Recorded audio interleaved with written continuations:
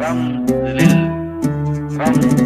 للمواطن المصري الطيب الشجاع القوي الصبور الذي يشعر بعزة النفس.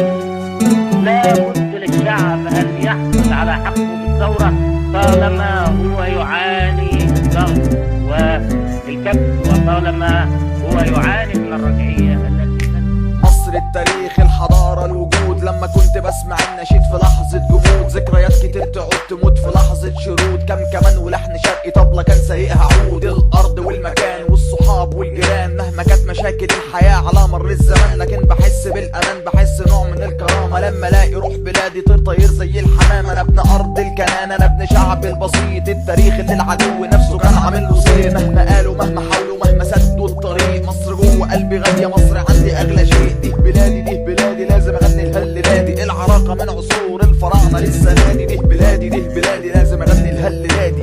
أرض مصر غالية دي من أغلى الأراضي. بلادي يا بلادي أنا بحبك يا بلادي يا بلادي يا بلادي. انت اللي ليا في الدنيا دي يا بلادي يا بلادي. أنا بحبك يا بلادي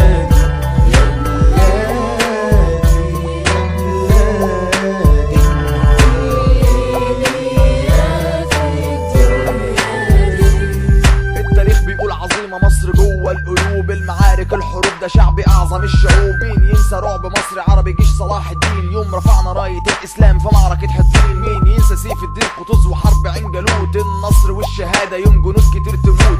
أكتوبر المجيدة قبلها كتير حروب، مفيش هروب ده قلب مصر صخر هيلاقي الدروب. عد الملوك العظام حكموا مصر، الشعب المكافح سبب لألف نصر. التراب شاهد على العصور على الأساطير. صقر مصر يوم بيوم كده هيفضل يطير من غير كلام كتير. دي مصر حاربت للسلام، دافعنا عن العروبة دافعنا عن الإسلام. الأحلام كتير عشناها مع الأيام حققناها، لحظات كتير صعبة مرت علينا وعديناها. بلادي يا بلادي أنا بحبك يا بلادي يا بلادي يا بلادي. انت اللي ليا في الدنيا دي يا بلادي يا بلادي. أنا بحبك يا بلادي يا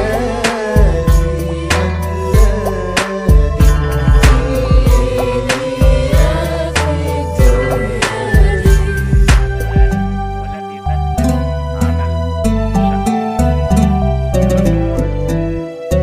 يسقط الاحتلال ويسقط الاستعمار ويحيا الاستقلال. ايه معنى هذا الكلام يا كنا بنقول؟ معناه ان احنا نريد ان نتحرك لنغير بلدنا، واننا اذا اردنا ان